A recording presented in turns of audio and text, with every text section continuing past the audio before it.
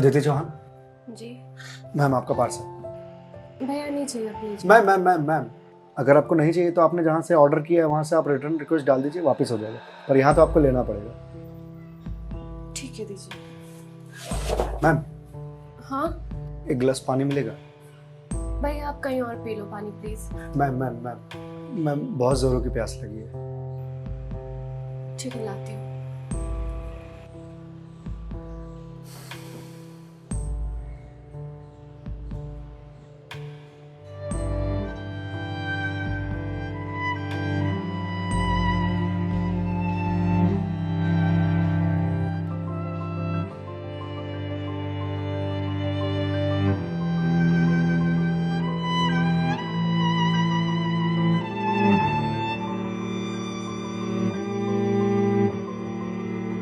लीजिए लीजिए भैया, देख क्या रहे हैं?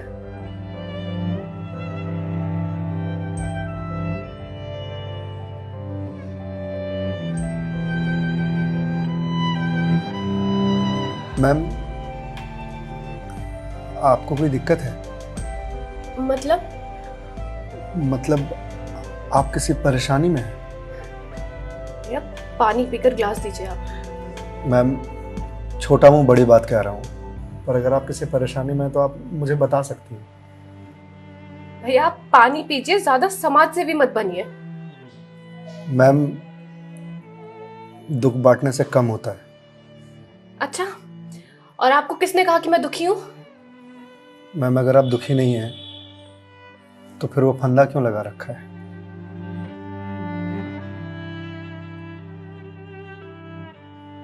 मैम मैंने सुना है खुशियां बांटने से बढ़ती हैं और दुख बांटने से कम होता है। मैम बड़े से बड़ा दुख कम हो जाता है अगर आपके पास कोई सुनने वाला हो। मैम प्लीज मैम रोइए मत मैम। मैम देखिए ये तो मुझे नहीं पता कि आपको क्या परेशानी है, पर अगर आप मुझे बताएंगे तो शायद मैं कोई सॉल्यूशन निकाल पाऊँ। नहीं, कोई मेरे लिए कुछ नहीं कर सकता। मेरे पास अब मरने के अलावा कोई ऑप्शन नहीं है। मैम ऑप्शन तो ढूंढने से मिलता है ना। आप एक बार मुझे बताइए ना, शायद मैं कोई जीने का ऑप्शन ढूंढ पाऊँ आपके लिए। क्यों बताऊं तुम्हें? क्या कर लोगे तुम? मैंने बोला ना, मेरी हेल्प कोई नहीं कर सकता है। मैम आप अगर मुझे नहीं बताएंगे तो मैं वैसे भी कुछ नहीं कर पाऊंगा, पर अगर आप मुझे बताएंगे तो शायद मैं कोई हल निकाल पाऊं। और अगर कोई हल नहीं निकला तो आप तो वैसे भी सुसाइड करने जा रही थी, तो जाने से पहले अपना दुख मुझे बताते जाइए प्लीज।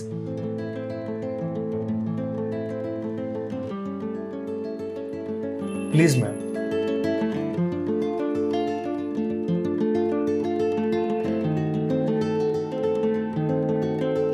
मैं ईएमआईज़ के चक्कर में फंस चुकी हूँ।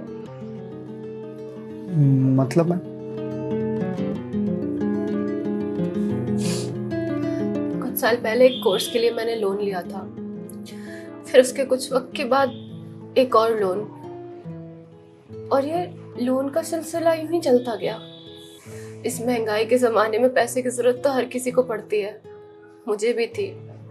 मैंने प्राइवेट कंपनी से भी लोन लिए, ज्यादा ब्याज पर, और अब मैं उन्हें चुका नहीं पा रही हूँ। क्यों मैम, आपके पास जॉब तो होगी ना? जॉब थी, पर मैं जिस कंपनी में जॉब करती थी उस कंपनी ने मुझे ये कहकर टर्मिनेट कर दिया कि फाइनेंशियल लॉस के कारण वो मुझे और मुझ जैसे कुछ एम्प्लॉयज को सैलरी नहीं दे सकते। तो मैम आप किसी और कंपनी में ज्वाइन कर लो, बहुत सारी कंपनीज हैं यहाँ तो। तुम्हें क्या लगता है मैंने अप्लाई करने का ट्राई नहीं करा होगा? जॉब नहीं खोजी होगी? बहुत की थी, पर इस रिसेशन के जमाने में जॉब मिलना कितना मुश्किल है कि तुम जैसे डिलीवरी बॉय को क्या पता।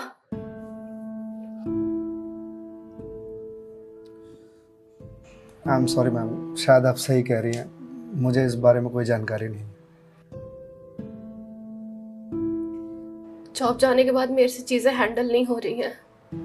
बैंक से रोज कॉल्स आते ईएमआईज़ भरने के लिए, और प्राइवेट कंपनी वाले फोन कर करके धमकियां दे रहे हैं। मैं इस लोन के जंजाल में फंसती चली जा रही हूँ, और अब मेरे पास सुसाइड के अलावा कोई और ऑप्शन नहीं है। मैम ऑप्शन क्यों नहीं है? आप ये बात अपने घर में बता सकती हैं, अपने पापा को बता सकती हैं। नहीं,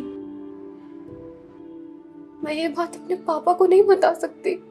क्यों मैम? मेरे पापा रिटायर हो चुके हैं, उनके ऊपर पहले से घर की बहुत रिस्पॉन्सिबिलिटीज है। वो मेरी शादी के लिए पैसे भी जोड़ रहे हैं। मैं उनसे किस मुंह से पैसे मांगू? मुझे पढ़ाने के लिए, बाहर भेजने के लिए उन्होंने ना जाने रिश्तेदारों से कितने ताने सुने होंगे। और अब जब मैं उन्हें ये जाकर बोलूंगी तो लोग क्या कहेंगे? मैम पैसे आपको अपने पापा से मांगने हैं या लोगों से? पापा से लेने हैं। तो फिर अब लोगों का क्या है? लोगों का तो काम है कहना, वो तो कहते रहेंगे। पर मैं किस मुंह से जाके अपने पापा को ये बोलूं? किस मुंह से मांगू पैसे उनसे? जिस उम्र में मुझे उनका बोझ उतारना चाहिए, सहारा बनना चाहिए, उस उम्र में मैं उन पे ही बोझ बनूं?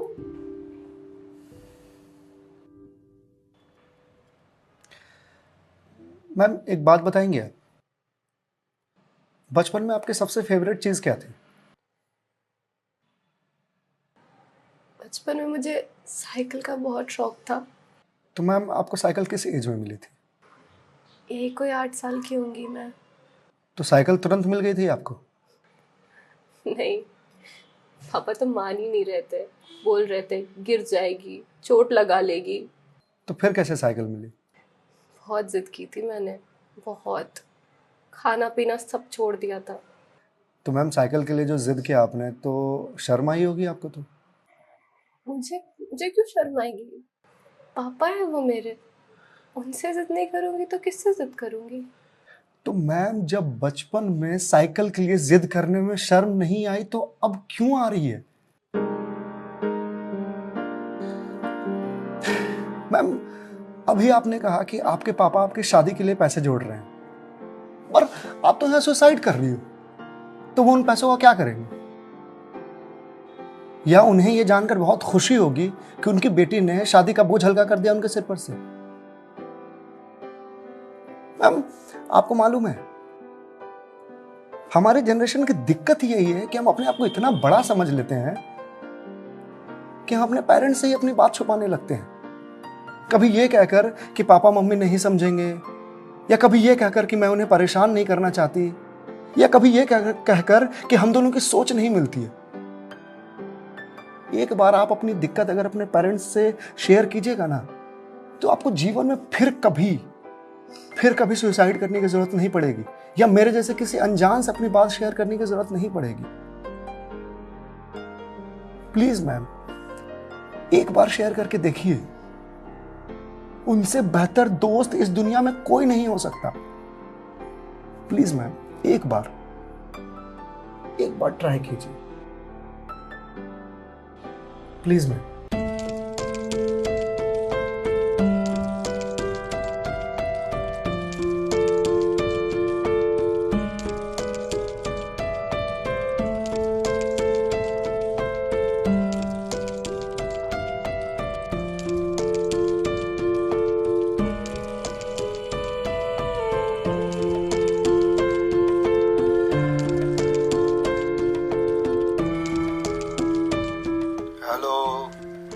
हेलो पापा।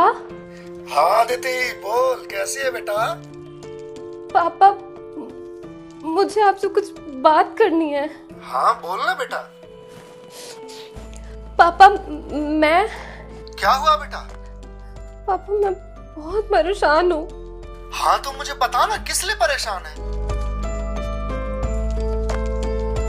अदिति बेटा रो क्यों रही है, बता ना क्या बात है? पापा वो मैंने बैंक से लोन ले रखा था ना,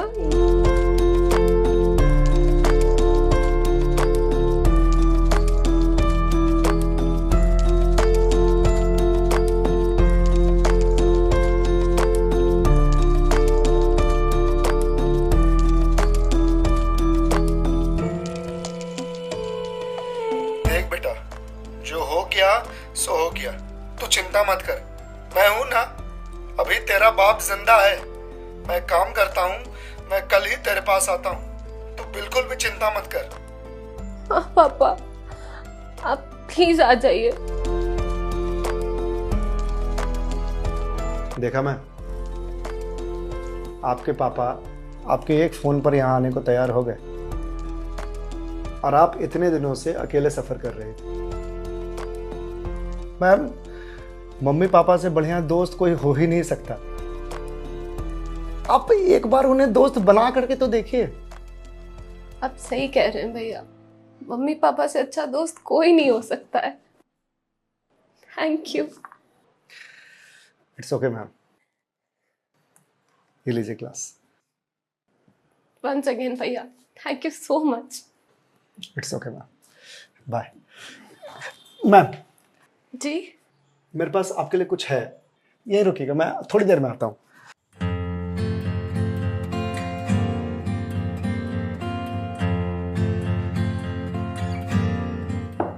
मैम।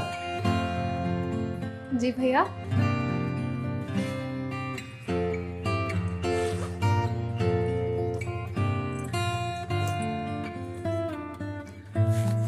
मैम, ये आपके लिए।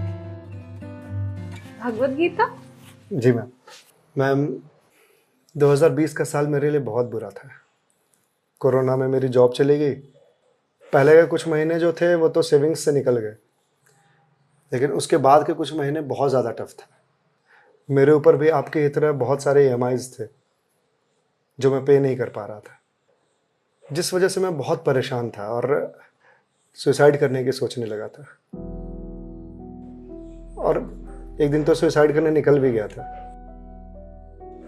लेकिन पापा ने मुझे पकड़ लिया। पहले तो बहुत डांटा,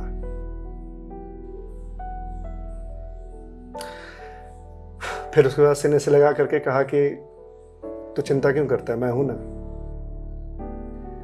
उन्होंने ही मेरे सारे बिल्स पे किए और उसके बाद ये भगवत गीता दिया मुझे और बोला, बेटा जीवन में जब भी कोई परेशानी आए, किसी चीज का हल ना मिले तो ये पढ़ लेना। इसमें जीवन की सारी परेशानियों का हल तुझे मिल जाएगा। और मैम, वो दिन है और आज का दिन है। आज जिस कंपनी से मैं आपको डिलीवरी करने के लिए आया हूं वो मेरी ही कंपनी है। आपकी अपनी कंपनी है? जी मैम। कोरोना के बाद मैंने अपना स्टार्टअप शुरू कर दिया था जॉब जाने के बाद, क्योंकि जॉब मिल ही नहीं रही थी। तो अगर आपकी कंपनी है तो फिर ये डिलीवरीज आप क्यों कर रहे हैं? मैम, मुझे अच्छा लगता है अपना काम खुद करना, और शुरुआत तो मैंने अकेले से ही किया था ना। आज भी जब मन करता है तो निकल जाता हूँ डिलीवरी करने के लिए। और देखिए, आज तो निकलना मेरा सफल रहा, आपसे मुलाकात हो गई। और जो सीख मुझे भगवत गीता से मिली वो मुझे आपको देने का मौका मिला। मैम, वैसे तो बहुत सारी बातें हैं इसमें सीखने की, पर जो सबसे अच्छी बात मुझे लगती है वो ये कि जो समय है ना, ये कभी एक सा नहीं रहता। आज बुरा समय है तो कल अच्छा समय जरूर आएगा। आज अंधकार है तो कल सवेरा जरूर आएगा। इसलिए कभी भी अच्छे समय में इतराना नहीं चाहिए और बुरे समय में विचलित नहीं होना चाहिए। समय है, कट जाएगा। मैम, इस एक थॉट ने मेरी पूरी जिंदगी बदल दी। मैम, तो अब आप पढ़िए इसको, देखिए शायद आपको कुछ और मिल जाए। पर मैम, जो भी मिले उसे लोगों से शेयर जरूर कीजिएगा, क्योंकि कहते हैं ना, ज्ञान बांटने से बढ़ता है। Thank you ma'am.